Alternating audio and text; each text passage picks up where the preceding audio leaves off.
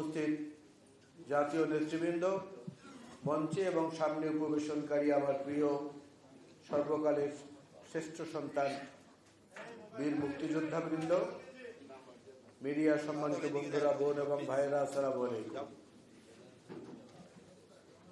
জিয়াউর রহমানের সম্পর্কে যুদ্ধকালীন অবস্থা যারা মুক্তিযোদ্ধারা সম্মানিত এখানে আছেন তারা অনেকে বলেছেন, প্রধান অতিথি সহ অন্যান্য যারা আছেন তারা বলবেন। আমার যেহেতু রণাঙ্গনে মুক্তিযুদ্ধের কোনো অভিজ্ঞতা নেই, ওই যুদ্ধ সম্পর্কে আমার বক্তব্যের মধ্যে কম অংশ থাকবে, এটাই হওয়া স্বাভাবিক। আমি যেখান থেকে শুরু করতে চাই সেখান থেকে মুক্তিযুদ্ধের মূল যে ফসল, যে কৃতিত্ব, সেটাকে ছিনতাই করা হয়েছে শেখ মুজিব দেশে ফেরার পরই। শেখ মুজিবের মধ্যে একটা অদৃশ্য মানসিকতা কাজ করত, যেটা হচ্ছে যে অনুপস্থিত নেতৃত্বের মধ্যে যে একটা হীনমন্যতা থাকে, এটা তার মধ্যে ছিল। রণাঙ্গনের যুদ্ধে শহীদ জিয়াউর রহমান প্রথম সেক্টর কমান্ডার, প্রথম ফোর্সেস কমান্ডার, এবং জিয়াউর রহমানের নেতৃত্বে বাংলাদেশের একটা বৃহৎ অঞ্চল শুরু থেকে শেষ পর্যন্ত মুক্তাঞ্চল হিসাবে ছিল। রৌমারীর যুদ্ধের কথা এবং রৌমারীর মুক্তাঞ্চলের কথা আমরা অনেকেই জানি। মুক্তিযুদ্ধে শহীদ জিয়াউর রহমানের ঘোষণা, তার নিজের অংশগ্রহণ এবং এই যে দুটো পয়েন্ট আমি বললাম, প্রথম সেক্টর কমান্ডার এবং প্রথম ফোর্সেস কমান্ডার, এস ফোর্স এবং কে ফোর্স আরো পরে হয়েছে, বেশ কিছুদিন পরে। এই সব কিছু মিলিয়ে শেখ মুজিব যখনই জিয়াউর রহমানের কর্মকাণ্ডের মুখোমুখি হতেন কিংবা মানুষের দিকে ভক্তি, শ্রদ্ধা, সম্মানের পরিমাপের বিষয়টি দেখতেন, তখন তার মধ্যে একটা হীনমন্যতা কাজ করত। যে হীনমন্যতার কারণে প্রাপ্যতা সত্ত্বেও, যোগ্যতা সত্ত্বেও জিয়াউর রহমানকে প্রধান, সেনাবাহিনী প্রধান করা হয়নি। একটু নিচ থেকে ডিঙিয়ে শফিউল্লাহ সাহেবকে করা হয়েছিল। জিয়াউর রহমান সেটাও মেনে নিয়েছিলেন। মেনে নিয়ে উনি ওনার পেশায় যোগ দিয়েছিলেন। শেখ মুজিব যেদিন মুক্তিযোদ্ধাদেরকে প্রথম বললেন তোমরা যার যার কাজে ফেরত চলে যাও, সেই দিনই মুক্তিযুদ্ধকে গুরুত্বহীন করে দেওয়া হয়েছে। কারণ এই রণাঙ্গনের মুক্তিযোদ্ধাদের কাছ থেকে এবং সংগঠকদের কাছ থেকে যে পরামর্শ নেওয়ার প্রয়োজন ছিল একটা মুক্তিযুদ্ধের মূল ভাবাদর্শ ভিত্তিক রাষ্ট্র গঠনের জন্য, সেই জায়গাটাকে তিনি প্রথমেই কবর দিয়ে দিয়েছেন। যে ভোটের অধিকারের জন্য মুক্তিযুদ্ধের সূচনা হলো, ভোটের অধিকারকে অগ্রাহ্য করেছিল পাকিস্তানি ঔপনিবেশিক সরকার, সে অগ্রাহ্য করার প্রতিবাদে মুক্তিযুদ্ধের সূচনা হয়েছিল। সে ভোটের অধিকারটাকে প্রথম হরণ করলেন শেখ মুজিব এবং তার দলের লোকজনরা।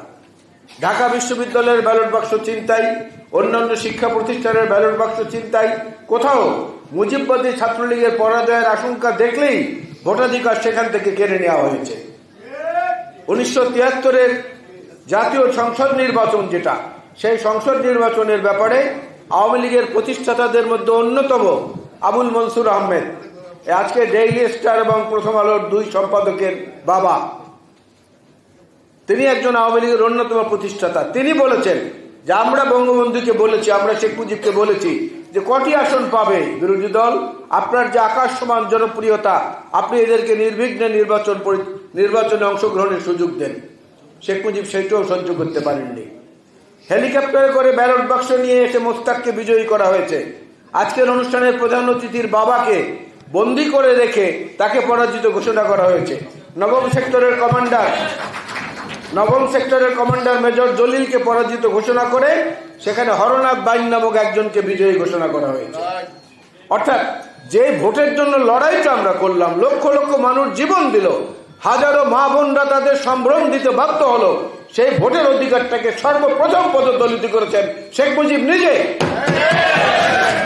যেই বহুদলীয় গণতন্ত্রের জন্য, কথা বলার জন্য, মুক্ত বাতাসে নিঃশ্বাস নেওয়ার জন্য আমরা এই যুদ্ধটা করলাম, একটা রক্ত আপ্লুত মানচিত্র অর্জন করলাম, সেই বহুদলীয় গণতন্ত্রকে এবং কথা বলার অধিকারকেও প্রথম লাঞ্ছিত করলেন শেখ মুজিব।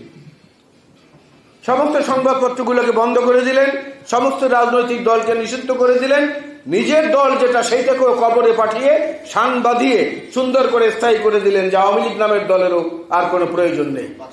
করলেন বাকশাল, সংবাদপত্রগুলো বন্ধ করে দিলেন। এই যে একের পর এক যে পদক্ষেপ, সেই পদক্ষেপেরই অনিবার্য পরিণতি ছিল 1975-এর আগস্ট।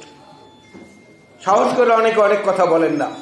পূর্ব বাংলা শ্রমিক আন্দোলন নামে স্বরূপকাঠির পেয়ারা বাগানে, পিরোজপুরের পেয়ারা বাগানে প্রথম মুক্তিযোদ্ধাদের নিয়ে সশস্ত্র ট্রেনিং এর কাজটি শুরু করেছিলেন ইঞ্জিনিয়ার সিরাজ শিকদার। প্রথম, তার আগে কোন রাজনৈতিক দল করেনি। সেই সিরাজ শিকদারকে বিচার বহির্ভূত হত্যাকাণ্ড করে দম্ভ ভরে আবার পার্লামেন্টে শেখ মুজিব বলেছিলেন, কোথায় সিরাজ শিকদার? এই যে অনাচার, এই যে দুরাচার, এই যে একটা রাজতান্ত্রিক ব্যবস্থা, এটা বাংলাদেশের মানুষ প্রথম দেখেছে শেখ মুজিবের কাছে এবং তার সাঙ্গপাঙ্গদের কাছে। অনেক জিনিস আমরা তখন দেখেছি, দুর্ভিক্ষ দেখেছি, আমরা রক্ষী বাহিনী দেখেছি, প্রাইভেট বাহিনী তৈরি করে কিভাবে সেনাবাহিনীকে অবদমিত করা হয়েছিল, কিভাবে পার্শ্ববর্তী দেশের কাছে নিজেদের সার্বভৌমত্ব বন্ধক দেওয়ার ব্যবস্থা করা হয়েছিল 25 বছরের মৈত্রী চুক্তি করে। এই সবগুলো তার নেতৃত্বেই হয়েছিল। যেই কারণেই তার নেতৃত্বকে ছাপিয়ে সত্যিকার সৎ এবং দেশপ্রেমিকের নেতৃত্ব কার আছে মানুষ সেটা খুঁজেছে। খুঁজতে খুঁজতে পট পরিবর্তনের মধ্য দিয়ে যখন জিয়াউর রহমানকে পেয়েছে, তখন মানুষ তাকে বুকের মধ্যে জড়িয়ে নিয়েছে এবং বুকের উত্তাপ, হৃদয়ের ভালোবাসা, সম্মান, শ্রদ্ধা সবকিছু দিয়ে তাকে ভূষিত করেছেন, যেটার জন্য আগে পেছনে কোনো উপাধির প্রয়োজন হয় না। শেখ মুজিবের বঙ্গবন্ধু উপাধির জন্য 96 থেকে 2001-এ জাতীয় সংসদে থাকাকালীন আওয়ামী লীগ আইন পাশ করেছিল, আপনাদের মনে আছে, যে শেখ মুজিবের ছবিকে অসম্মান করলে এত দিনের জেল, শেখ মুজিব সম্পর্কে কটূক্তি করলে এত হাজার টাকা জরিমানা। আরে জিয়াউর রহমানের ছবি তো পাহারা দেয় বাংলাদেশের জনগণ। জিয়াউর রহমানের উপাধি দেওয়ার জন্য, উপাধিকে রক্ষা করার জন্য কোনো বাহিনীর প্রয়োজন হয় না। এই হৃদয়ের বনি কোঠায় যাকে স্থান দেওয়া হয় তার ছবি টানানোরও কোনো প্রয়োজন হয় না। যার প্রয়োজনও বিএনপি রেখেছে, 3-3 বার দেশ পরিচালনার দায়িত্ব পেয়েছে। আমরা না জিয়াউর রহমানের নিহত হওয়ার দিনটাকে সরকারি ছুটি ঘোষণা করেছি, না তার নিহত হওয়ার দিনটিতে আমরা হরতাল পালন করেছি, যেটা আওয়ামী লীগ শেখ মুজিবের ব্যাপারে করেছে। অত্যন্ত সযত্নে আমরা এই বাংলাদেশের মানুষের হৃদয়ের এই রতনটাকে যত্ন করে রাখার চেষ্টা করেছি। পরবর্তী যে প্রজন্মের হাতে নেতৃত্ব গেছে তাদেরকেও সেইটাই শিক্ষা দিয়েছেন এবং তার পরবর্তী নেতৃত্ব বেগম খালেদা জিয়া শেখ মুজিবের মাজার জিয়ারত করেছেন, তারেক রহমান সাহেব শেখ মুজিবের মাজার জিয়ারত করেছেন। বেগম খালেদা জিয়া তার প্রতিটি বক্তব্যে সবার শেষে নিজের স্বামী এবং নিজের দলের প্রতিষ্ঠাতার নামটি বলতেন। তিনি বলতেন শেরে বাংলা একে ফজলুল হক, মৌলানা আব্দুল হামিদ খান ভাসানী, হোসেন শহীদ সরওয়ার্দী, শেখ মুজিবুর রহমান এবং জিয়াউর রহমান। মনে করে দেখেন, জাতীয় সংসদেও বলতেন, জাতির উদ্দেশ্যে ভাষণগুলোতেও বলতেন। অর্থাৎ সম্মান, একজনকে বড় করতে হলে তো আরেকজনকে ছোট করার প্রয়োজন নেই।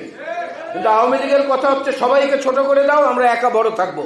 বড় থাকতে থাকতে এমন অবস্থা হয়েছে শুধুমাত্র বাবার মূর্তি স্থাপন করার জন্য 10,000 কোটি টাকা খরচ করেছে সারা দেশে, আর 10 ঘন্টার মধ্যে সেগুলোকে ভেঙে চুরমার করে দিয়েছে মানুষ।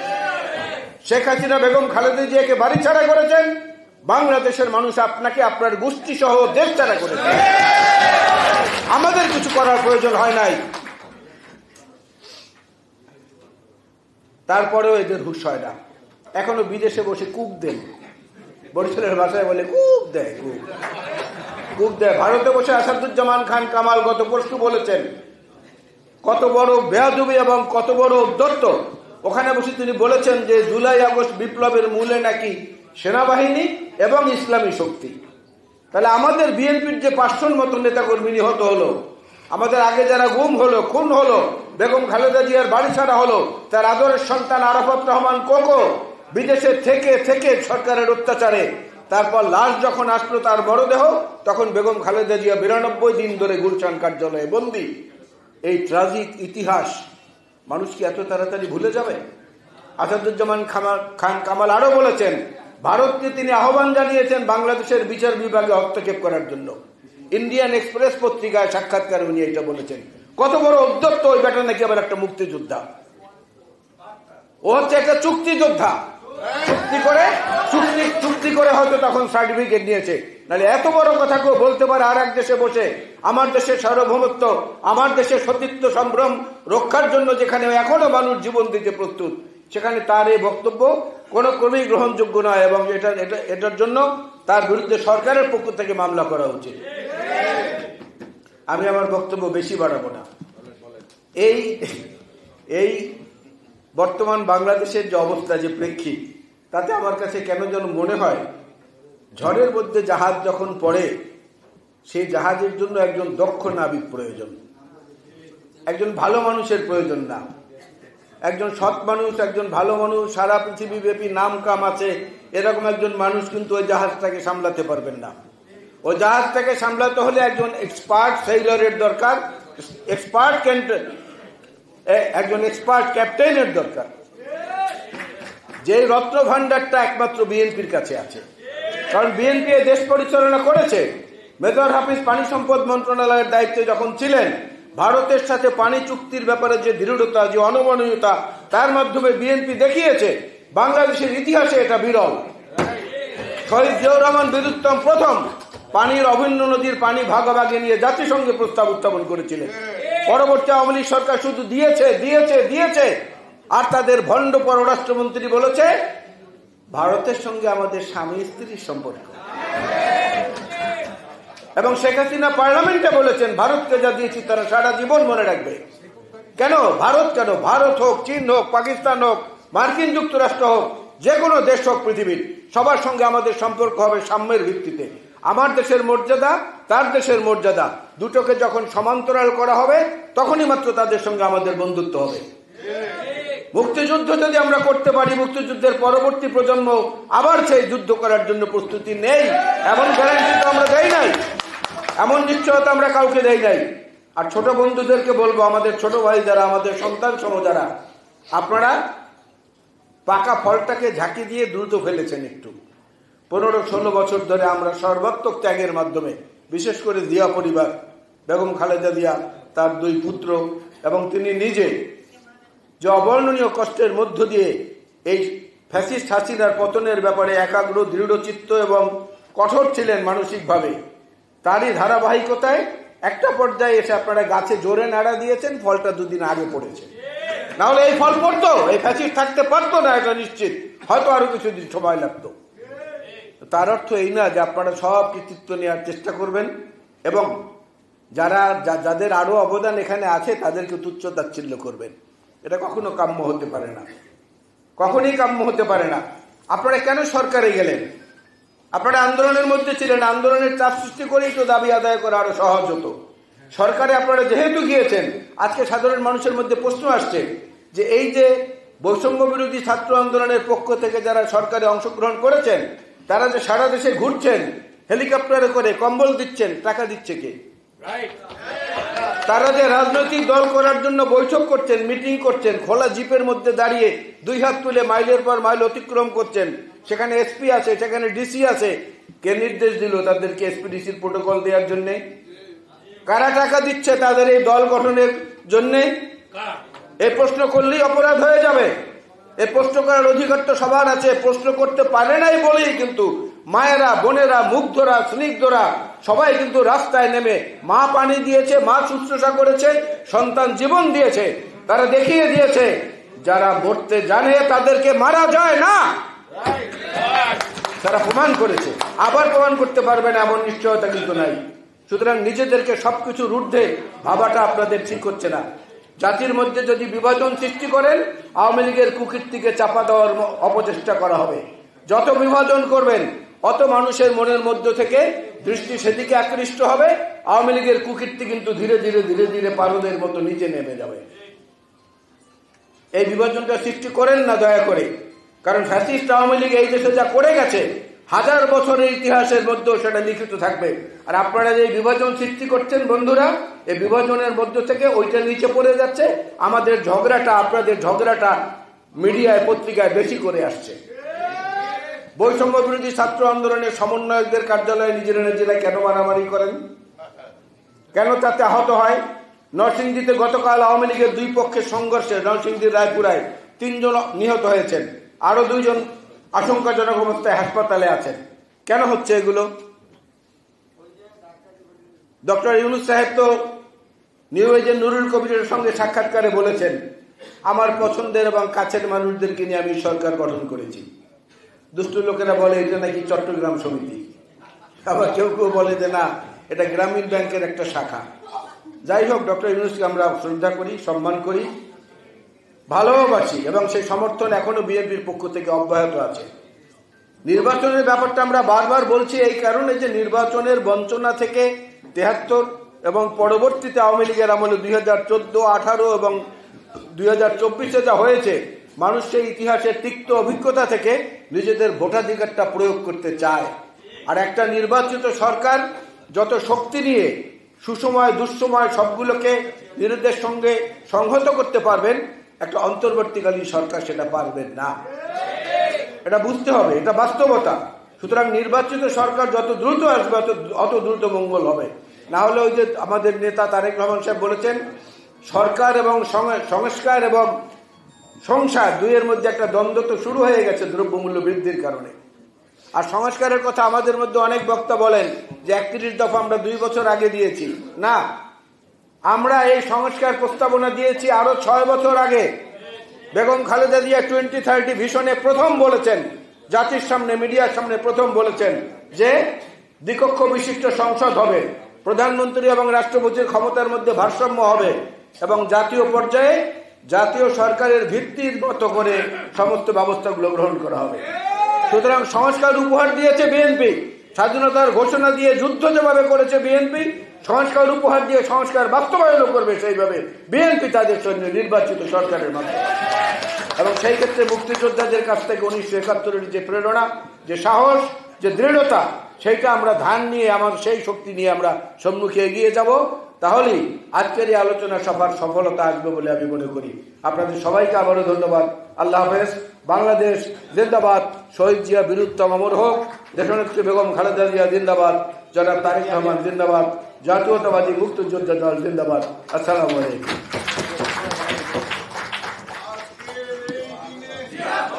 থাক, হলে হলে স্লোগান নাই দেখ, স্লোগান দিব রাস্তায়, হলে না, হলে না, হলে না, প্লিজ। থ্যাংক ইউ, ধন্যবাদ আলাল ভাইকে। লড়াইটা কিন্তু শুরু হয়েছিল খুনি হাসিনার বিরুদ্ধে। আলাল ভাই যেমন বললেন, গত 16 বছর খুনি হাসিনার বিরুদ্ধে লড়াই সংগ্রাম করতে গিয়ে আমাদের দলে অনেক নেতাকর্মী গুম হয়েছে, খুন হয়েছে। আজকে ইলিয়াস আলীর নাই, চৌধুরী আলম, আমাদের ছাত্রদল, যুবদলের অনেক অসংখ্য নেতাকর্মী গুম খুনের শিকার হয়েছেন। 16 বছরে লক্ষ লক্ষ বিএনপির কর্মী মাথায় হুলিয়া নিয়ে, মামলা নিয়ে পলাতক জীবন যাপন করেছে। চাকরি করতে পারে নাই, ব্যবসা করতে পারে নাই, বিয়ে করতে পারে নাই। তারপরেও খুনি হাসিনার বিরুদ্ধে যখনই বিএনপি ডাক দিয়েছে, লক্ষ লক্ষ মানুষ জমায়েত হয়ে সেই ডাকে সাড়া দিয়ে খুনি হাসিনার বিরুদ্ধে লড়াই অব্যাহত রেখেছিল বন্ধুরা। তারপর জুলাই আগস্ট, যারা মনে করেন এই 24-এর স্বাধীনতা নূতন স্বাধীনতা, তাদেরকে বলবো হুঁশিয়ার হয়ে যান। মুক্তিযুদ্ধকে ছোট করার অপচেষ্টা করবেন না।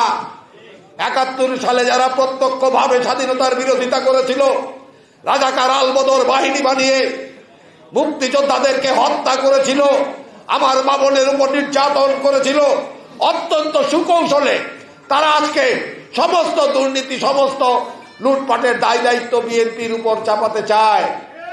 সমন্বয়কদেরও দেখি কেউ কেউ বলেন এই আন্দোলনে জামাত শিবিরের অংশগ্রহণের কারণে সফলতা লাভ করেছে।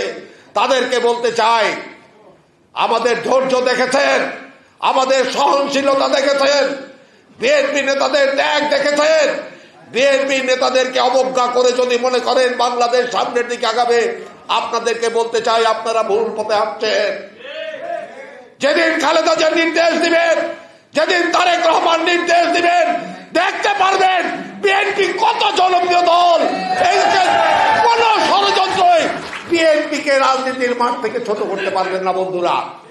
এই যে খুনি হাসিনা জিয়াউর রহমানের মাজার উঠিয়ে দেন, তার খেতাব প্রত্যাহার করেন, কত ষড়যন্ত্র করলেন। জিয়াউর রহমান কি আছে না নাই? অনেক গভীরে, মানুষের হৃদয়ের গভীরে পতিত শহীদ রাষ্ট্রপতি জিয়াউর রহমান বীরুত্তমের নাম বন্ধুরা। কারণ তার সততা, তার কর্মদক্ষতা, তার যে পররাষ্ট্র নীতি, তার যে পদক্ষেপগুলি আজকে বাংলাদেশকে অর্থনৈতিকভাবে শক্তিশালী করেছেন, সেটাই কিন্তু বাংলাদেশের সবচেয়ে বড় পাথেয়। এবারে আপনাদের সামনে বক্তব্য রাখবেন যুদ্ধকালীন কমান্ডার, আমাদের প্রিয় নেতা, যিনি সারা জীবন বলেন উজান বাইছে, উজান বা অর্থ বুঝেন না, সবসময় স্রোতের বিরুদ্ধে সাঁতার কেটেছেন, আমাদের চেয়ারপারসনের উপদেষ্টা মন্ডলীর অন্যতম সদস্য, তুখোর বক্তা, আমাদের শ্রদ্ধেয় অ্যাডভোকেট ফজলুর রহমান এবার আপনাদের সামনে বক্তব্য রাখবেন।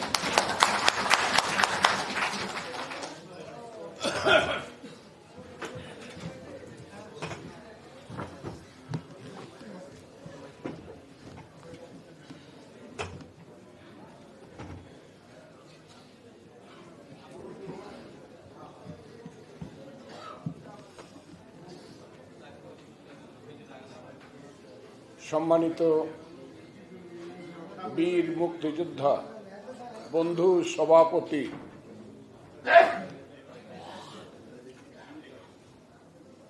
শহীদ পরিবারের সন্তান, যার ভাই শহীদ বীরুত্তম কুড়িগ্রামে যিনি শুয়ে আছেন,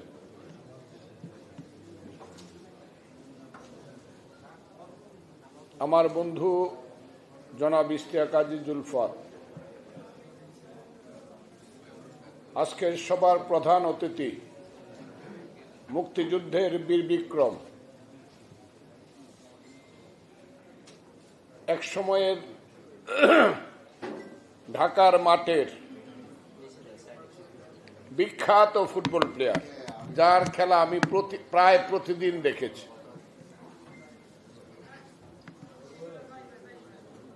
আজকের বাংলাদেশের মুক্তিযুদ্ধের পক্ষের অত্যন্ত সাহসী নেতা, বিএনপির স্থায়ী কমিটির সদস্য জনাব হাফিজউদ্দিন আহমদ বীর বিক্রম। আমার আরেক ভাই মুক্তিযোদ্ধা, ঢাকা সিটি সহ বাংলাদেশের অন্যতম নেতা জনাব আব্দুস সালাম, অত্যন্ত সুমিষ্ট কণ্ঠে সুমধুর বক্তৃতা যিনি করেন, যুক্তিপূর্ণ, জনাব মোয়াজ্জেম হোসেন আলাল, আমার দীর্ঘদিনের সাথী মুক্তিযোদ্ধা সাদেক ভাই সহ নেতৃবৃন্দ, আমার ভাইয়েরা, 60 বছর রাজনীতি করি, আরেকটু বেড়েছে সময়টা, 15 বছর হাসিনা বিরোধী বক্তৃতা করেছি এবং আমার মনে হয়েছে যদি আমি বেশি উদ্যত না হয়ে থাকি, আমি অত্যন্ত বিনয়ের সঙ্গে বলতে চাই, শেখ হাসিনার অপশাসন, দুঃশাসন, ফ্যাসিস্ট শাসন, এই কুশাসনের বিরুদ্ধে, তার অত্যাচার, অবিচার, নিষ্ঠুরতার বিরুদ্ধে আমি আমার জীবনে সমস্ত চেতনাকে ঐক্যবদ্ধ করে যে দুঃসাহসের সঙ্গে ফ্যাসিস্ট হাসিনা সরকারের বিরুদ্ধে বক্তৃতা করেছি, ইতিহাস একদিন প্রমাণ করবে সেটা। ইতিহাস প্রমাণ করবে। প্রতি মুহূর্তে মনে করেছি গুলি খেয়ে মরে যাব, অথবা ইলিয়াস আলীদের মতো গুম হয়ে যাব, অথবা স্ত্রী পুত্র পরিজন সহ সবাইকে ধরে নিয়ে যাবে। আল্লাহর উপরে নির্ভর করে প্রত্যেক দিন বাসায় ঘুমিয়ে আছি, একদিনের জন্য পালাই নাই। কিন্তু 1 সেকেন্ডের জন্য হাসিনা বিরোধী সংগ্রামের কোনো ব্যত্যয় ঘটে নাই।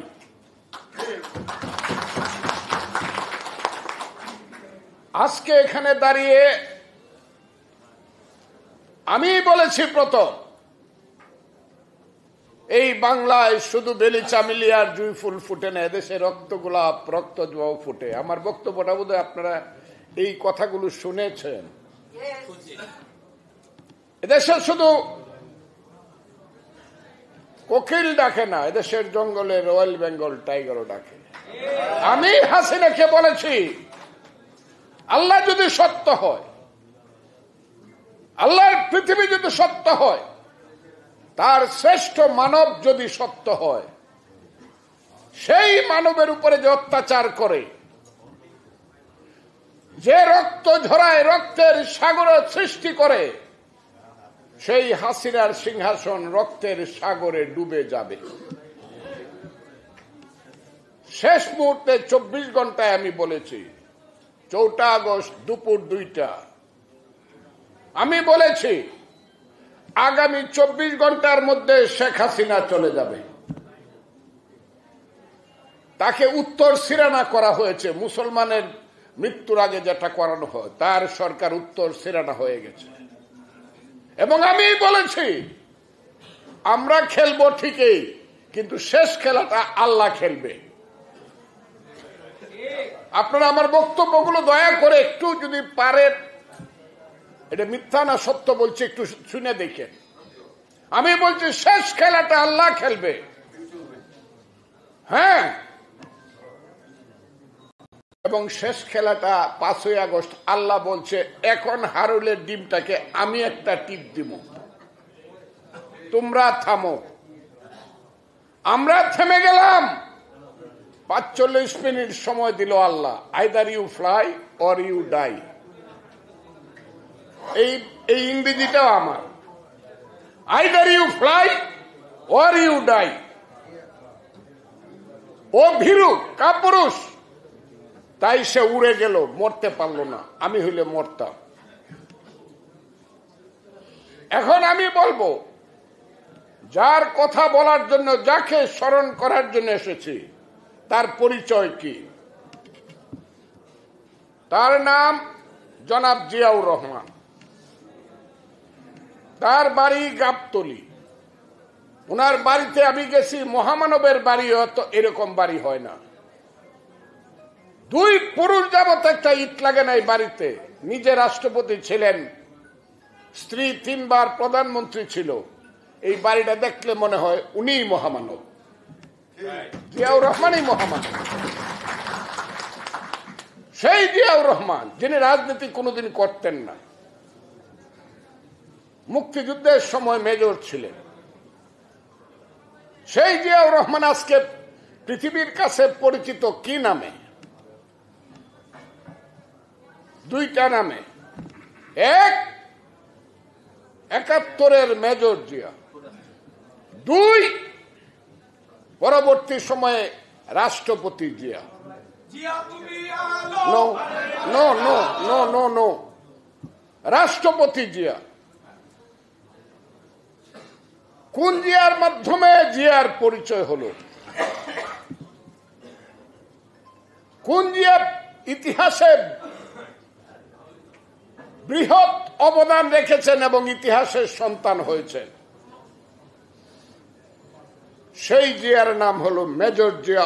I do hereby declare the independence of Bangladesh. সেই জিয়া হলো ইতিহাসের জিয়া। মেজর জিয়া না হলে রাষ্ট্রপতি জিয়া হতো না। আমি কথাটা সত্য, আপনাদের চুপ করে রইলেন। কথাটা হাসা কইছি না, আমি মেজর জিয়া হয়েছিল বলে রাষ্ট্রপতি জিয়া হয়েছে। মেজর জিয়া কেন হয়েছিল? মেজর জিয়ার জীবনে একটা গোল্ডেন চান্স আসছিল। সেই গোল্ডেন চান্সের নাম হলো মুক্তিযুদ্ধ। কথাটা ঠিক না বেঠিক আপনারা? মুক্তিযুদ্ধ। সেই মুক্তিযুদ্ধেরই অমৃতের সন্তানের নাম হলো মেজর জিয়া। আজকে আমি সব কথায় যাব না, সবাইকে ইতিহাস থেকে রাখাও যাবে না, বাধা দেওয়া যাবে না আমার কথা। তবে একটা কথা সত্য, মুক্তিযুদ্ধ না থাকলে জিয়াউর রহমান থাকবে না। আমরা যে আন্দোলনটা করছি, গত 15 বছর হাসিনা বিরোধী যে আন্দোলনটা করছি, আন্দোলনের মূল কথা কি ছিল? আমরা যে মুক্তিযুদ্ধটা করছিলাম, মুক্তিযুদ্ধের মূল অভিব্যক্তি কি ছিল? মুক্তিযুদ্ধের মূল অভিব্যক্তি ছিল ৭০-এর নির্বাচনের রায়, গণতন্ত্রের রায় হিয়া খান মানে নাই, ভোটের রায় মানে নাই। সেই কারণে সেই রায় মানানোর জন্য যুদ্ধ হয়েছিল। আর হাসিনার বিরুদ্ধে যুদ্ধ করছিলাম। হাসিনা 14 সনে ভোট করে নাই, 153টা পার্লামেন্ট সিট সে বিনা ভোটে জয়লাভ করছে বলে কুখ্যাতি অর্জন করেছিল। 18 সনে দিনের ভোট রাতে করে নিশিরাতের এমপি বানিয়েছিল। আর 24 সনে আমি আর ডামিন নির্বাচন করেছিল। কথাটা ঠিক না বেঠিক? আমরা সেই গণতন্ত্র, 36 বছর যে যুবকের বয়সে একটা ভোট দিতে পারে নাই। আমি মরে যাব, 77 বছর বয়স, আমি 3টা নির্বাচন গেল, একটা ভোট দিতে পারি নাই। এখানে যারা বসে আছি সব একরকম। 2008-এর ইলেকশন ছিল সবচেয়ে বিতর্কিতদের একটা। আমি আপনাদেরকে বলি একটা কথা, প্রথম এবং প্রধান দাবি ছিল গণতন্ত্র দেও। গণতন্ত্র মানে ভোট দেও, সঠিক ভোট করো। কথাটা ঠিক না বেঠিক? শেখ হাসিনা যদি সঠিক ভোট 14 সনে করতো, আমরা কি তার বিরুদ্ধে এত আন্দোলন করতাম? শেখ হাসিনা যদি তত্ত্বাবধায়ক সরকার বাতিল না করতো, আমরা কি তার বিরুদ্ধে এত আন্দোলন করতাম? করতাম না। শেখ হাসিনা ক্ষমতায় থাকার জন্য মানুষের সমস্ত গণতান্ত্রিক অধিকারকে গলা টিপে হত্যা করেছে। সেই কারণে ওই স্বৈরাচারের বিরুদ্ধে সারা বাংলার মানুষ খেপেছে। কথাটা ঠিক না বেঠিক? তাইলে এখন যদি কেউ বলে যে ভোট যে চায় সে ভারতের দালাল, ভোট যে চায় সে ফ্যাসিস্টের দালাল, ভোট যে চায় সে ক্ষমতা লোভী, আসলে এই কথাটা কি ঠিক? যদি ঠিক না হয়, আমাদের মহাসচিব, আমি আলাল ভাইকে জিজ্ঞাসা করলাম যে মহাসচিব যে কথাটা বললো জুলাই আগস্টে ইলেকশন দেন, সেটা কি ডিসিশন করে বললো না ব্যক্তিগতভাবে বললো? উনি বললো ডিসিশন করে বলছে। কথাটা বলছেন না আপনি? তাইলে এটা আমাদের বিএনপির ডিসিশন। আমরা ভোট চাই আগস্ট মাসে। এমনকি সালাউদ্দিন আহমদ, যিনি আমাদের স্থায়ী কমিটির সদস্য, উনি বলছে 5ই আগস্ট ভোট দেন। কথাটা বলছে না? এরপরে আপনি ইউটিউব খুলেন, পত্রিকা খুলেন, বাপ দাদার নাম নাই, সান মল্লের বিয়াই। হ্যাঁ, সারা দিন ইউটিউবে যে গালাগালি শুনছে জনাব ফখরুল ইসলাম আলমগীর, এটা অসম্ভব কথা। জনাব ফখরুল ইসলাম আলমগীরের মতো একজন ভদ্রলোক, কথাটা ঠিক না বেঠিক? উবায়দুল কাদেরের সঙ্গে নামের তুলনা করলে মানুষ বলতো উবায়দুল কাদের হলো জাহান্নাম কাউয়া। সেই মির্জা ফখরুল ইসলাম আলমগীরকে তার বাপ দাদা 14 পুরুষ বোধহয় এত গালি খায় নাই, যে গালি ইলেকশন ছাওয়ার কারণে শুনতে হলো তাকে। ইলেকশন কেন চাই না? কে ক্ষমতায় থাকবে? 1 বছরের বেশি একটা অনির্বাচিত সরকার ক্ষমতায় থাকবে? যে সরকার বলে আমি তো রাজনীতি বুঝি না, তা রাজনীতি বুঝেন না, আইসেন কেন? আইসেন কেন? দায়িত্ব নিছেন কেন? আমরা তো মনে করেছিলাম আপনি বট গাছের চেয়ে উঁচু, 10টা প্রধানমন্ত্রী যোগ করলে আপনার মতো উঁচু হয় না, আপনি দেশ চালাইতে পারবেন। আপনাকে এখনো রেসপেক্ট করি। দেশ যদি চালাইতে না পারেন, এই বাচ্চা পোলাপানের কথা যদি আমাদেরকে প্রত্যেক দিন শুনতে হয়, আর যদি শুনতে হয় 47 আর 24 ছিল মুক্তিযুদ্ধ, 71 কিছু না, 71 কিছু না, 71 নাকি 2 ভাইয়ের ঝগড়া বিবাদ। হ্যাঁ, আমার দেশের লক্ষ লক্ষ লোক শহীদ হয়ে গেল, হাজার হাজার মুক্তিযোদ্ধা যুদ্ধ করলো। সাদেকের মতো ফার্স্ট ইয়ারের ছেলেরা, তরুণেরা, কিশোরেরা তখনও যুবক হয় নাই। সালাম সাহেবের মতো সন্তানেরা তখনও যুবক হয় নাই, কিশোর তরুণেরা ওই শালদা নদীর যুদ্ধে রাইফেল দিয়ে সাতক্ষীরা যুদ্ধ করেছে। সেই যুদ্ধটা মিথ্যা হয়ে গেল।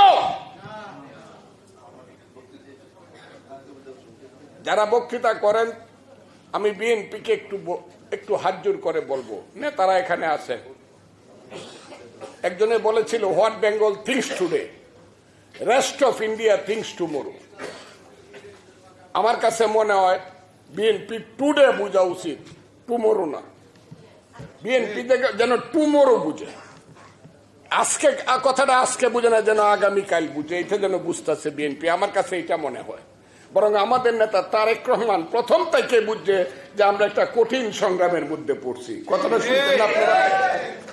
উনি সবার আগে বুঝছে আগামী দিন হবে আমাদের জন্য কঠিন, আমরা হব চক্রান্তের শিকার। যদি না হই আল্লাহ ভালো, আমি আল্লাহর কাছে একদম তার বান্দা হিসাবে আমি আল্লাহর কাছে আমার সমস্ত অন্তর নিংড়ানো, আমার শ্রদ্ধা সবকিছু জানাই যদি না হই। কারণ ইরানের, আমি হাফিজ ভাইকে বলবো, ইরানের প্লটটা আমার চোখের সামনে ভেসে উঠে এই ছেলেদের কথা। যখন তারা ভিন্ন ভিন্ন কথা বলে, কি কথা বলে, প্রত্যেকটা কথার পিছনে আমি আইএসের গন্ধ পাই, প্রত্যেকটা কথার পিছনে আমি তালেবানের গন্ধ পাই। কাজেই যদি না বুঝেন তাহলে ইরানের অবস্থা হবে, বনি সদরের অবস্থা হবে বিএনপি। লেখে রাখেন, আমি কইলাম। বনি সদর বুঝেন? বনি সদরের পিছনে পিছনে আন্দোলন করিয়া আয়াতুল্লাহ খুমেনিরা ইরানে প্রতিষ্ঠিত হইল, এবং বনি সদরের নেতৃত্বে আন্দোলন করে ইরানের শাহকে তাড়াইল। কিন্তু 1 বছর পরে ওই আয়াতুল্লাহ খুমেনিরা বনি সদরের একটা লাত্তি দিল, লিবারেল ডেমোক্রেটিক পার্টিকে একটা লাত্তি দিয়া নিজেরা বসে আছে 41 বছর, 44 বছর। এখন বনি সদর হবেন না জিয়াউর রহমান হবেন, চিন্তা করে দেখেন। জিয়াউর রহমান হলে পরে মুক্তিযুদ্ধকে ধরতে হবে, মুক্তিযুদ্ধের ব্যাপারে কোনো আপোষ করা যাবে না। কথাটা কি? মুক্তিযুদ্ধের ব্যাপারে কোনো আপোষ করা যাবে না। আমাদের ছেলেরা বড় হোক, এরাই নেতা হোক যারা ক্ষমতায় আছে, কিন্তু সঠিক কথাটা তারা বলুক, মুক্তিযুদ্ধকে তারা স্বীকার করুক। কথাটা কি আপনারা বুঝতে পারছেন? ছেলেদের প্রতি আমার কোনো হিংসা নাই, কিন্তু আমি চাই আমার ছেলে সত্য কথাটা বলুক, আমার ছেলে শেরে বাংলা ফজলুল হককে স্বীকার করুক, মৌলানা ভাসানী সোহরাওয়ার্দী শেখ মুজিবকে স্বীকার করুক, উসমানী শহীদ জিয়াউর রহমানকে স্মরণ করুক, খালেদ মুশাররফ 11টা সেক্টর কমান্ডারকে স্মরণ করুক। আমি চাই আমাদের ছেলেরা, আমরা যারা লক্ষ লক্ষ লোক জীবন দেওয়ার জন্য গিয়েছিলাম, সংসদ থেকে জীবন যারা দিতে গিয়েছিলাম, বাংকারে বসে বসে যারা যুদ্ধ করতাম, স্বপ্ন দেখতাম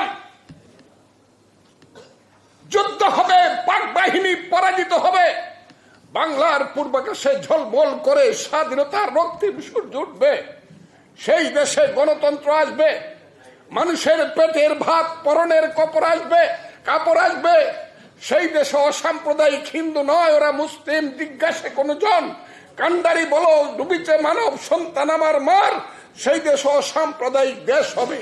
কে হিন্দু, কে মুসলমান, কে বুদ্ধ, কে খ্রিস্টান, ধর্মের ব্যাপারে বিভেদ থাকবে, কিন্তু দেশের ব্যাপারে আমরা হব বাংলাদেশ। সেই দেশ হবে, সেই সুন্দর দেশ হবে, পৃথিবীর বুকে আমরা মাথা উঁচু করে দাঁড়াবো। রবীন্দ্রনাথ ঠাকুর বলেছিলেন, 7 কোটি সন্তানের হে মুগ্ধ জননী, রেখেছ বাঙালি করে মানুষ করেছে। না, আমরা সেদিন মানুষ হয়েছিলাম, আমরা মানুষ হতে চাই, সেই মানুষ হওয়ার জন্য যুদ্ধ করেছিলাম। আজকে যারা সারা পৃথিবীতে আমাদের মাথাকে নিচু করতে চাও, যারা সারা পৃথিবীতে মুক্তিযুদ্ধকে অস্বীকার করে লাখ লাখ মুক্তিযোদ্ধাকে অপমান করতে চাও, তাদের প্রতি আমার শেষ কথা, এই পথ থেকে তোমরা বিরত হও। বাংলাদেশ চলবে মুক্তিযুদ্ধের লাইনে। কথাটা ঠিক না বেটি? হাত তুললে আমারে দেখান, তাইলে আমি বুঝবো বাংলাদেশ কোন লাইনে। মুক্তিযুদ্ধের লাইনে চলবে বাংলাদেশ। আমার রাখেন রাখেন, আমি তাই বলছি, আজকে যে দেশ যেদিকে যাচ্ছে, ইলেকশন না হলে দেশ বাঁচবে না। ইলেকশন না হলে বিএনপি আসবে না কে ক্ষমতায় আসবে সেটা জনগণ ঠিক করবে। ইলেকশন একটা হতেই হবে, নির্বাচিত সরকার হতে হবে, নির্বাচিত প্রধানমন্ত্রী হতে হবে, পার্লামেন্ট মেম্বার হতে হবে, 300 এমপি এলাকায় দাঁড়াবে, 300 নেতা। এখন কোন নেতা আছে? দেশটা অন্ধকার, বিপদে পড়লে কই যাবে কেউ জানে না। এখন আছে নেতা কারা বলেন তো দেখি? নেতা কারা বাংলাদেশে জানেন আপনারা? কোনো খোঁজ রাখেন না, বুড়া হয়ে গেছেন গা মুক্তিযোদ্ধারা। নেতা হইল সমন্বয়করা, সমন্বয়করা হলো নেতা। এইরকম বাচ্চা ছেলে, এইরকম আমার নাতির চেয়ে ছোট বাচ্চা ছেলেরা নেতা। এরা গিয়ে ডিসির সামনে বইয়া হাত মাইরা কয়, পায়ের উপরে পাও তুলিয়া কয়, প্রজেক্টটা করেন, আমাদেরকেও কিছু দেন। এরা কলেজে ভর্তি করায়, ইউনিভার্সিটিতে ভর্তি করায়, এরা চাকরি দেয়, জীবনে কোনোদিন পলিটিক্স করে নাই। এমনকি এরা হসপিটালে পর্যন্ত কেবিন দেয়। আমি এই দেশ আন্দোলন সংগ্রাম করে চাই নাই, বলে না বিএনপি কিছু করছে নাই, তারা নাকি করছে। 5ই জুলাই থেকে 5ই আগস্ট নিশ্চয়ই ছাত্রদের অবদান ছিল, আমি স্বীকার করব অবনত মস্তকে। কিন্তু জমিটা আমার, জমিতে বীজ ফলাইছি আমি, রোয়া লাগাইছি আমি, বিএনপি হালিবাস দিছি আমি, পানি দিছি আমি, সার দিছি আমি, পাম্পের পেট্রোলের টাকা দিছি আমি, ফসল ফলাইছি আমি, হলুদ ধান হইছে, তুমি হইলা দাওয়াল। তুমি দাওয়াল কাটতে দিছো, তুমি নিবা 8 ভাগের 1 ভাগ। এটা সারা দুনিয়াতে আমার হাওর অঞ্চলে ধান কাটতে দিলে 8 ভাগের 1 ভাগ। তুমি দাওয়াল, তুমি সব নেতা না। তুমি কিসের নেতা? তুমি কোথায় ছিলা? আমি ফজলুর রহমান যখন জীবন মৃত্যু রিস্ক নিয়ে সংসপ্তকের ভূমিকায় হাসিনার বিরুদ্ধে অবতীর্ণ হয়েছিলাম, প্রত্যেকটা দিন প্রত্যেকটা মুহূর্ত মরতে পারতাম। আমরা সবাই যখন এইখানে জীবন যৌবন শেষ করেছিলাম, ওই বিএনপির কর্মীরা 15 বছর যাবৎ হাজারে হাজারে জেল খেটেছিল, শয়ে শয়ে মৃত্যুবরণ করেছিল, শত শত বিএনপির কর্মী ইলিয়াস আলী সহ গুম হয়েছিল। যখন বিএনপির কর্মীদের নামে হাজারে হাজারে মামলা হয়েছিল, 50 লক্ষ বিএনপির নেতা কর্মী আসামি হয়েছিল, তোমরা কোথায় ছিলা? হ্যাঁ, আপনি কোথায় ছিলেন? ওই যে কথা কয়, 1000 বছর ধরে আমি পথ হাঁটিতেছি পৃথিবীর পথে, সিংহল সমুদ্র থেকে নিশীথের অন্ধকারে মালয় সাগরে, সেখানে ছিলাম আমি আরো দূর অন্ধকারে বিদর্ভ নগরে। আমি ক্লান্ত প্রাণে চারিদিকে জীবনের সমুদ্র সফেন, আমার এই শান্তি। এতদিন কোথায় ছিলেন? নাটুরের বনলতা সেন, কবিতাটা শোনেন নাই? এই যে সমন্বয়কারীরা, আমি যদি বলি আপনার তো বনলতা সেনের মতো, এতদিন কোথায় ছিলেন? নাটুরের বনলতা সেন। একদিনে আন্দোলন হয়, 1 মাসে নেতা হয়, তাইলে আমার 77 বছরের 60 বছরের রাজনীতি মিথ্যা হয়ে যাবে। এখানে যারা বসে আছে, হাফিজউদ্দিন বীর বিক্রম যেদিন যশোর ক্যান্টনমেন্ট থেকে বের হয়, অধিকাংশ সাথী মৃত্যুবরণ করেছে, রক্তের উপরে পড়ে রয়েছে অধিকাংশ সাথী। জীবনের সবকিছু উপেক্ষা করে অস্ত্র হাতে নিয়ে যুদ্ধ করে বীর বিক্রম হয়েছে। সবকে বাদ দিতে চান, বাপের নাম যে বাদ দিতে চায় সে সুসন্তান না। আমি আজকের ছেলেদেরকে বলবো, বাপের নাম বাদ দেওয়ার চেষ্টা করো না, তাইলে কিন্তু আইডি কার্ড পাইবা না। পাইব? তাইলে কিন্তু আইডি কার্ড পাইবা না, কলেজ ইউনিভার্সিটিতে ভর্তি হইতে পারবে না, চাকরি পাইবে না, কারণ বাপের নাম তো লিখতে পারবে না। বাপের নাম যারা বাদ দেয় এরা সুসন্তান না। সেইটা বাদ না দেওয়ার আহ্বান জানাই। এই দেশে একটা ইলেকশন হোক, ফেয়ার ইলেকশন, ফেয়ার ইলেকশন হোক। সেই ইলেকশনে জনগণ হলো এই দেশের মালিক। কথাটা ঠিক না বেটি? মালিক ঠিক করুক তার বাড়ির পাহারাদার কাকে রাখবে। আমি আর আপনি খালি বড় বড় কথা বললে হবে। তুমি বাচ্চা মানুষ, তুমি ফখরুল ইসলাম আলমগীরের নাতির সমান, তুমি বেয়াদব। ফখরুল ইসলাম আলমগীর কথা বলার সঙ্গে সঙ্গেই তুমি বক্তৃতা করে দেখাও, আর সেই বক্তৃতার টেলিভিশন, সেই বক্তৃতা পত্রিকায় বড় করে ছাপায়, না হলে টেলিভিশন থাকবে না, পত্রিকা থাকবে না। এইসব ছেলেরা তো বাংলাও শিখছে না, ইংরেজিও শিখছে না। এই ছেলেরা কি বক্তৃতা করব? এদের বাপেদেরকে আমি 30 বছর বক্তৃতা শিখাইতে পারবো। কাজেই যারা ফখরুল ইসলাম আলমগীরের বিরুদ্ধে বাচ্চা ছেলেরা, একটা লেভেল লাগবে।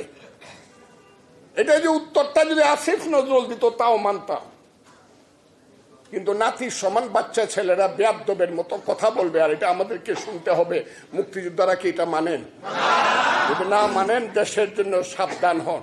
আমরা যাতে ইরানের বনি সদর হয়ে না যাই, এবং জিয়াউর রহমানকে যাতে এই দেশে বীরুত্তম জিয়াউর রহমান, মুক্তিযুদ্ধের জিয়াউর রহমান, এই দেশের মানুষের আশা আকাঙ্ক্ষার সর্বশেষ ঠিকানা জিয়াউর রহমান, আর দেশনেত্রী বেগম খালেদা জিয়া সুস্থ হয়ে আসুক, তারেক রহমান বীরের বেশে দেশে আসুক, এই কথা বলে আজকে আমি আমার বক্তব্য শেষ করি। খোদা হাফেজ।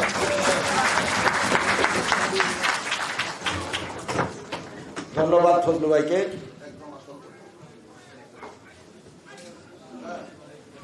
ছিচল্লিশ সালে বিভক্তের পরে 22 বছরের শোষণ নির্যাতনের বিরুদ্ধে তিলে তিলে আন্দোলন সংগ্রামের মধ্য দিয়ে শুরু হয়েছিল 1971-এর মুক্তিযুদ্ধ।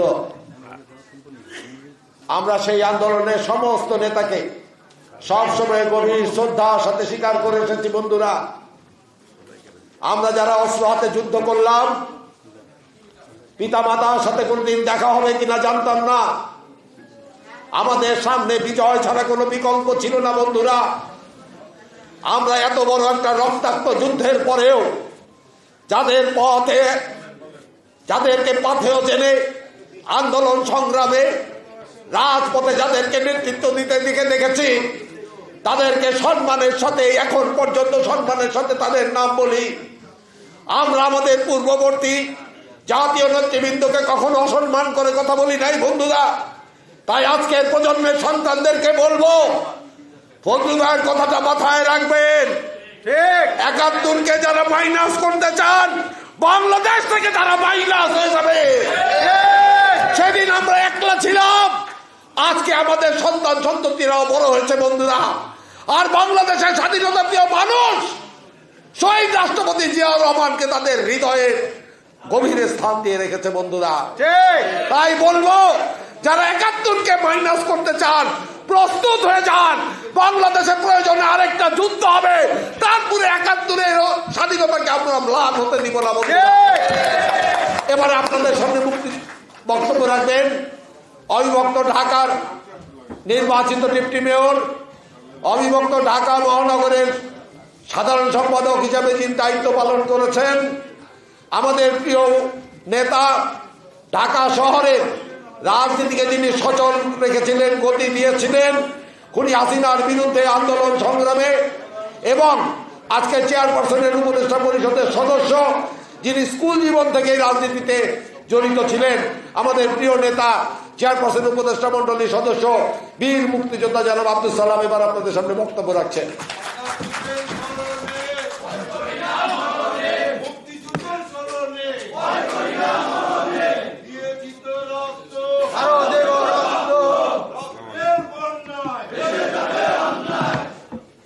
ভাই, আর কত মরবেন, আর কত রক্ত দিবেন?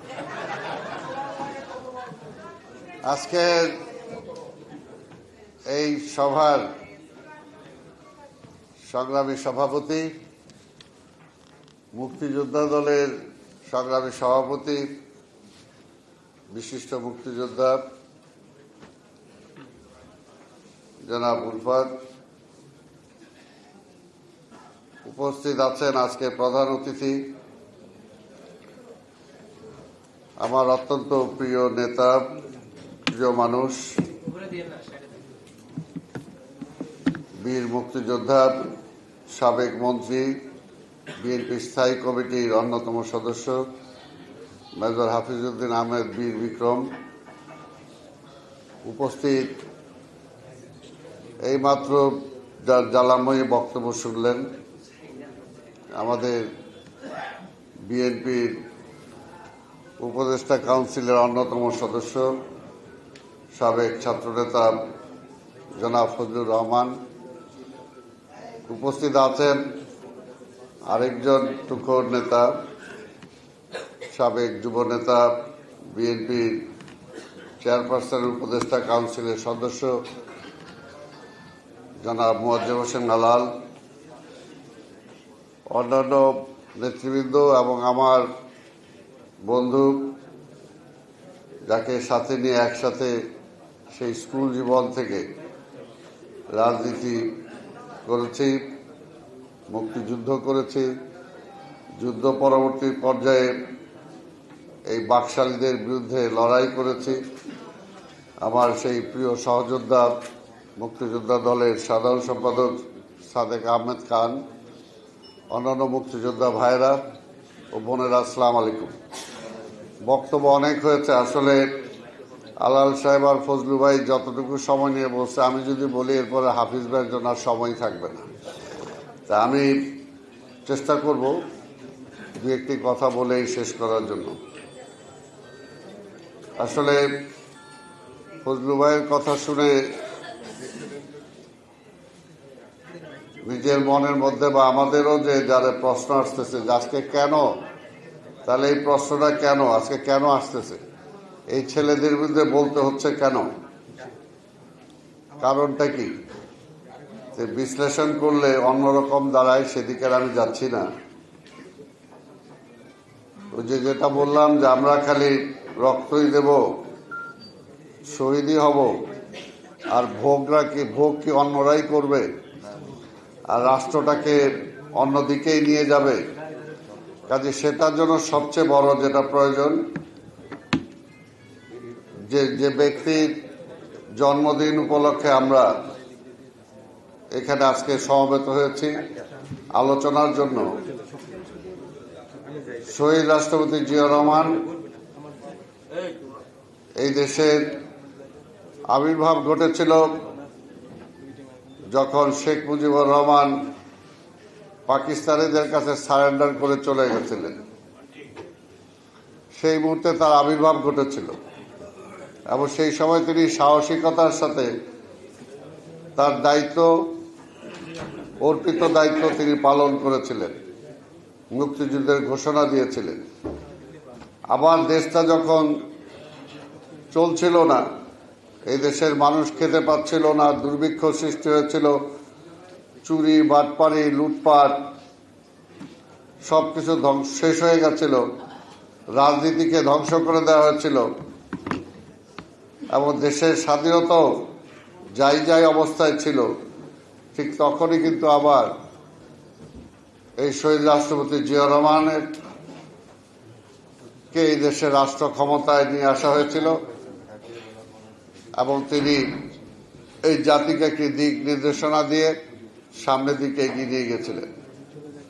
তা আমরা যদি আজকে চিন্তা করি, সেই দুইটা সময় যদি জিয়াউর রহমানের আবির্ভাব না ঘটত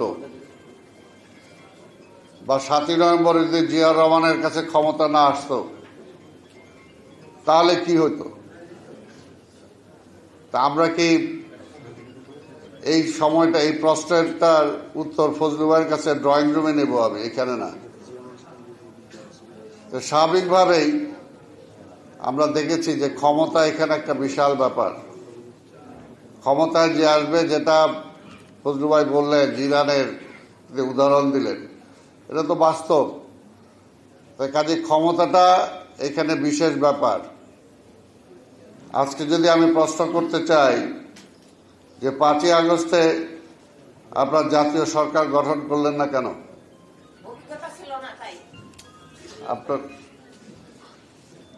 তাই আজকে বলবো বিষয়গুলোকে, আমরা তো মুক্তিযোদ্ধা, আমাদের বয়স শেষ হয়ে আসছে, এখন তো প্রায় প্রতিদিনই একজন আমরা মরতেছি, আর বেশি সময়ও নাই। হ্যাঁ, শফিউল্লাহ সাহেব মারা গেছে। ইন্না লিল্লাহি ওয়া ইন্না ইলাইহি রাজিউন।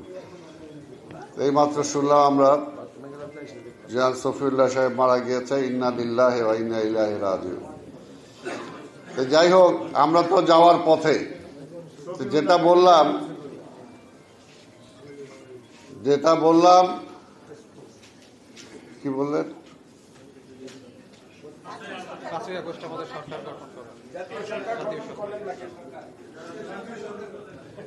আজকে এটা অন্য আপনাদের কাছে না, এটা ফজলু ভাইয়ের কাছে প্রশ্ন করছি, ওনার সাথে আমার এটাও বলছি ড্রয়িং রুমে উত্তর নিব, এখানে নিব না। যাই হোক, আজকে শহীদ রাষ্ট্রপতি জিয়া রহমানের স্মরণে আমরা এখানে আলোচনায় সমবেত হয়েছি এবং আরেকটা প্রশ্ন করেছি, যদি 7ই নভেম্বর জিয়া রহমান সাহেব ক্ষমতায় না আসতেন তাইলে কি হতো, এই দুইটা প্রশ্ন। আজকে যেটা বলতে চাই যে শহীদ রাষ্ট্রপতি জিয়া রহমান, তার স্মরণে আজকে স্মরণ সভা। এই দেশের সংস্কার বলি, যাই কিছু বলি, সবকিছুর জন্মদাতা হল শহীদ রাষ্ট্রপতি জিয়া রহমান। জিয়া রহমান আজকের এই সরকারের মতো তাকায় থাকে নাই, বলে নাই আমরা এতদিন সময় দেন, এই দেন ওই দেন। কারণ জিয়া রহমান সাহেব যখন রাষ্ট্র ক্ষমতায় আসেন তখন কমপ্লিটলি একটা খারাপ অবস্থায় তিনি ক্ষমতায় আসছেন।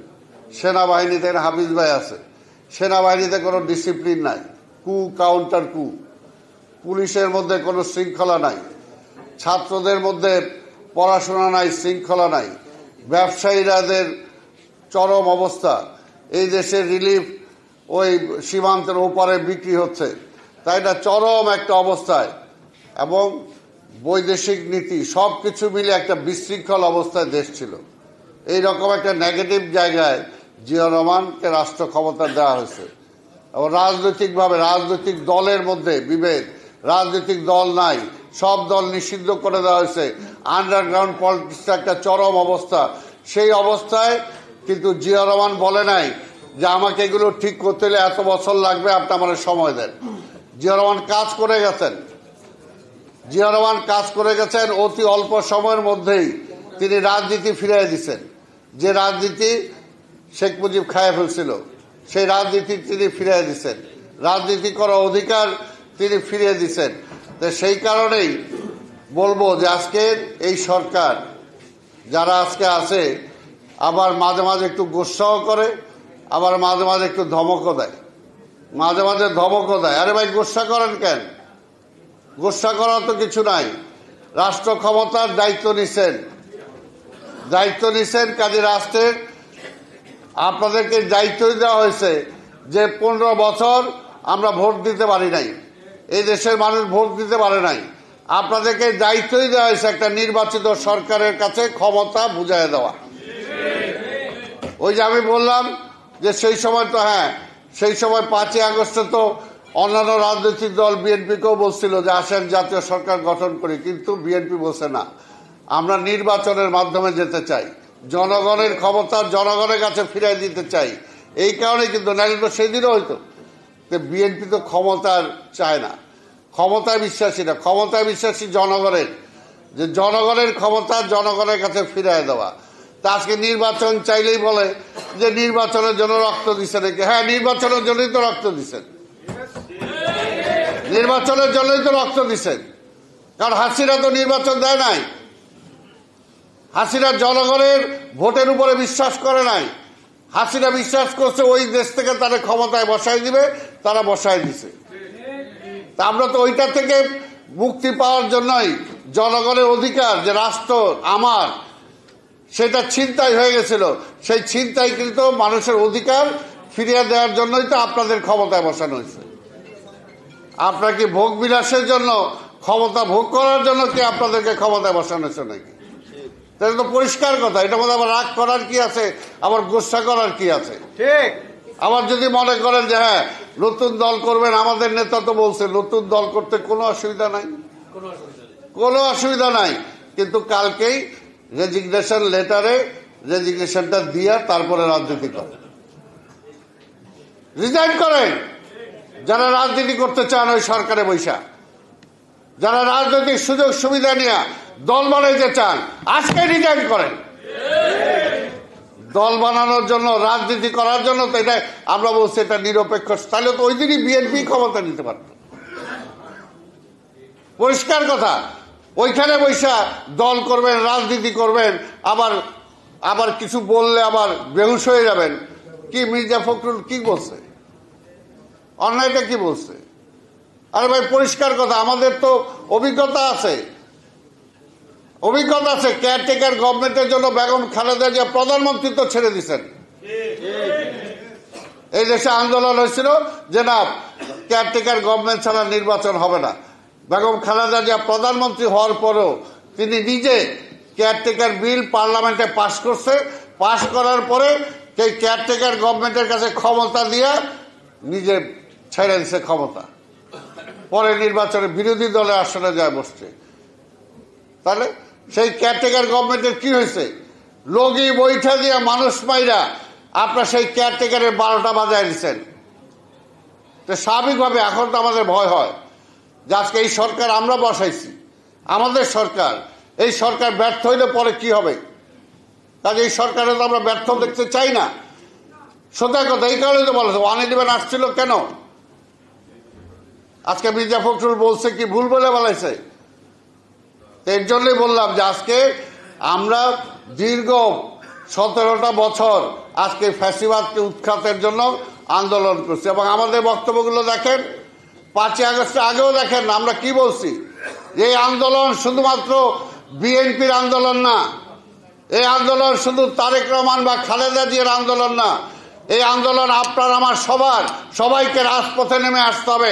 রাজপথে নেমে একটা অভ্যুত্থানের মাধ্যমে এই সরকারকে হটাইতে হবে। আমরা বলে আসছি বারবার একই কথা। আজকে সেখানে আবার অন্যায়টা কি হলো? অসুবিধা তো নাই যে আপনারা যদি মনে করেন যে কিছুই আমরা রাজনীতিবিদরা পারে নাই, আপনারা পারবেন আর না, আসেন না।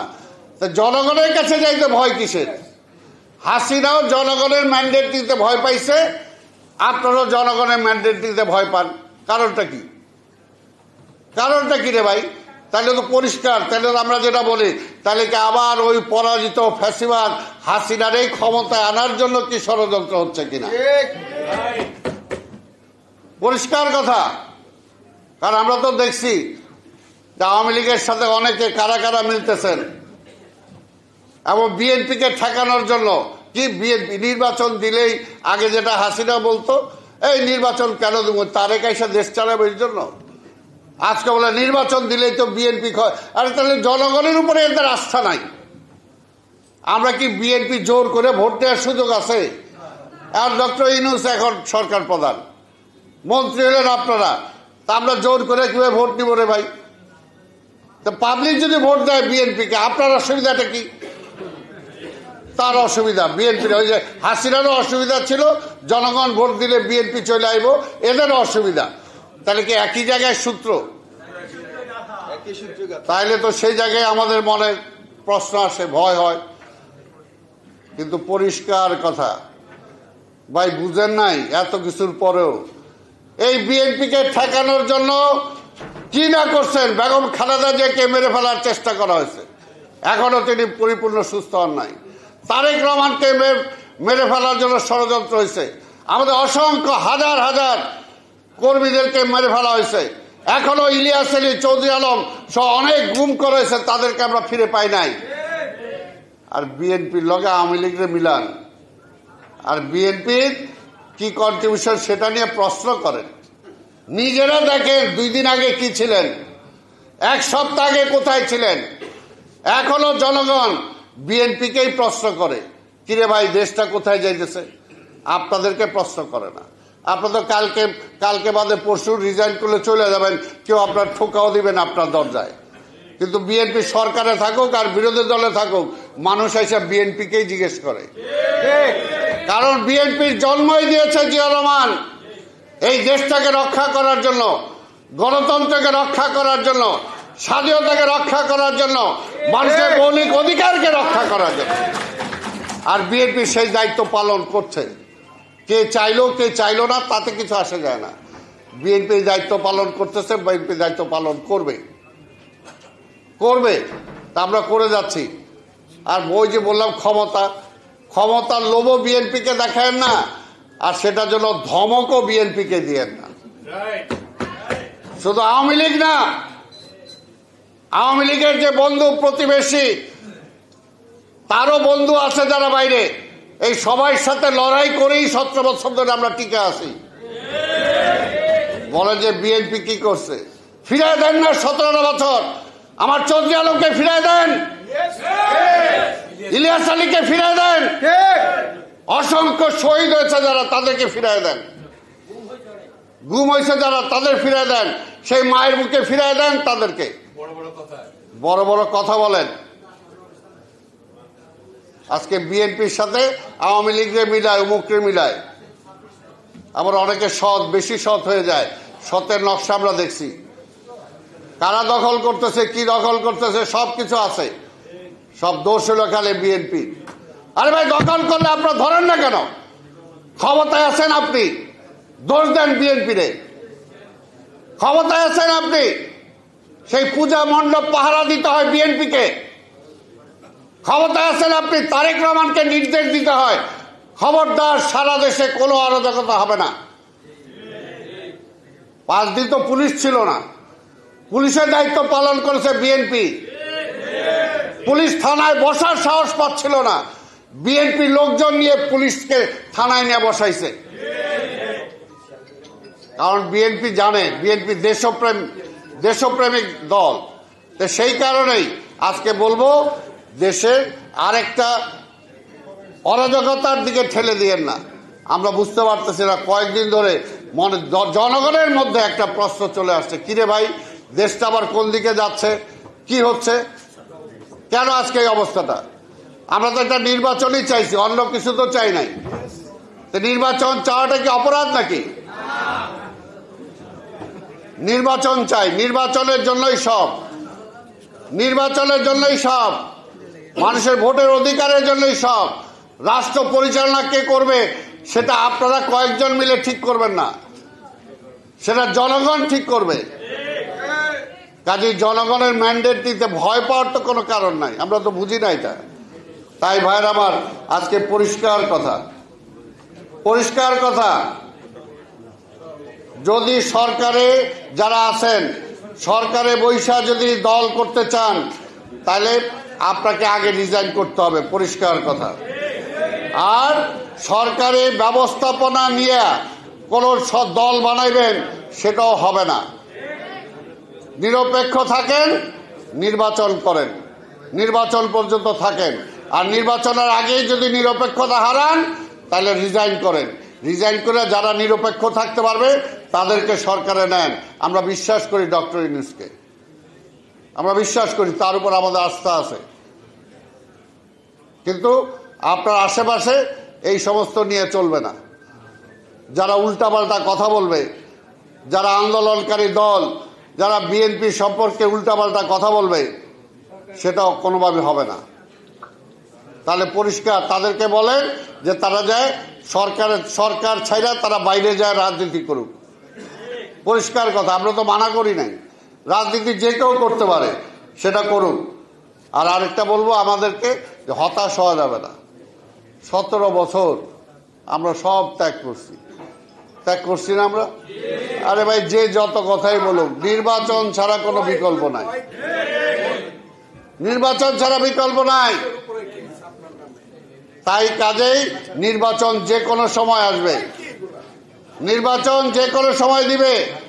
নির্বাচনের জন্য প্রস্তুতি নিতে হবে। জনগণ আমাদের সাথে আছে, আমরা জনগণের সাথে আছি। কাজেই ষড়যন্ত্র করে কোনো লাভ হবে না।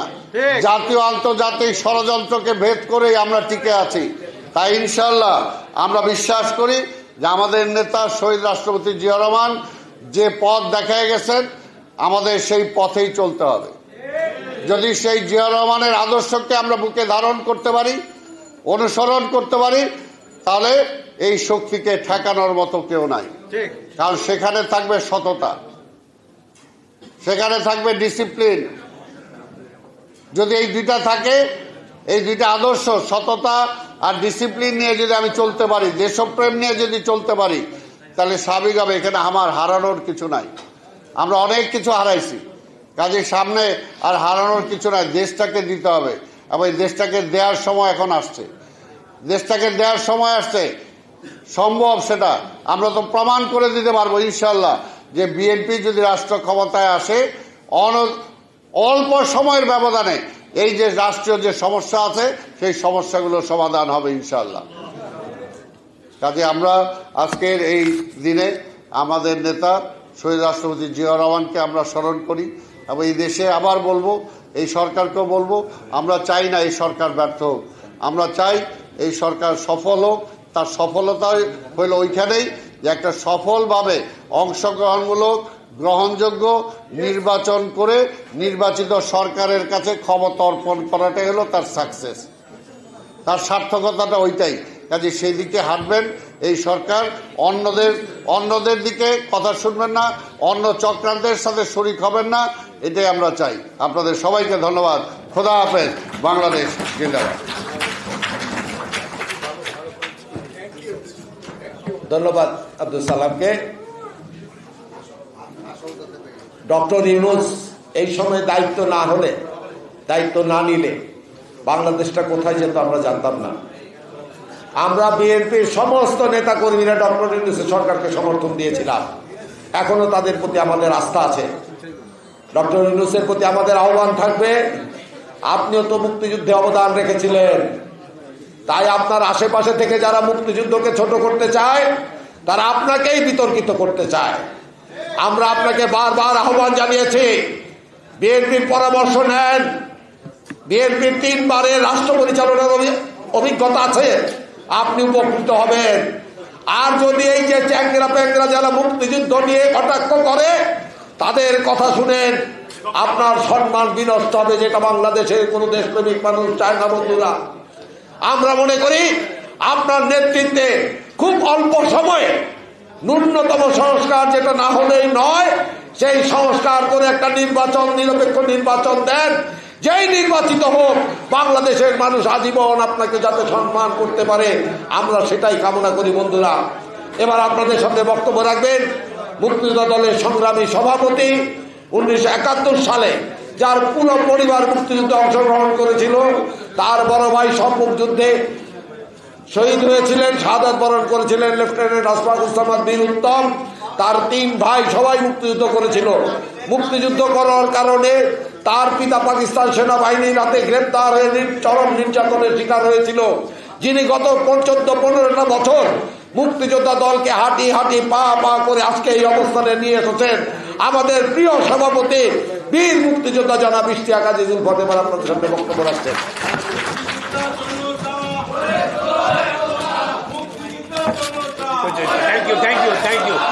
Thank you.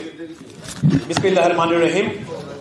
আজকে আমরা জাতীয়তাবাদী মুক্তিযুদ্ধ দলের এই অনুষ্ঠানে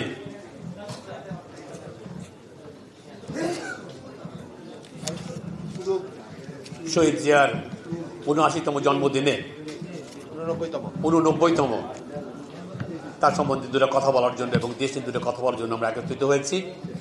আমাদের প্রধান অতিথি আজকে মেজর হাফিজউদ্দিন আহমেদ বীর বিক্রম, নেতৃবৃন্দ এবং আমার মুক্তিযুদ্ধের ভাইয়েরা, সম্মানিত মিডিয়ার ভাই বোনেরা, আমার প্রজন্মের ভাই ভাতিজারা, আসসালামু আলাইকুম। মোটামুটি সব কথাই বলা হয়ে গেছে, আমি খালি 1টা কি 1.5 মিনিট সময় নেব, কারণ আমরা এখন অধীর আগ্রহে অপেক্ষা করব তারপরে যখন উনি আমাদের প্রধান অতিথির কথা শুনবার জন্য।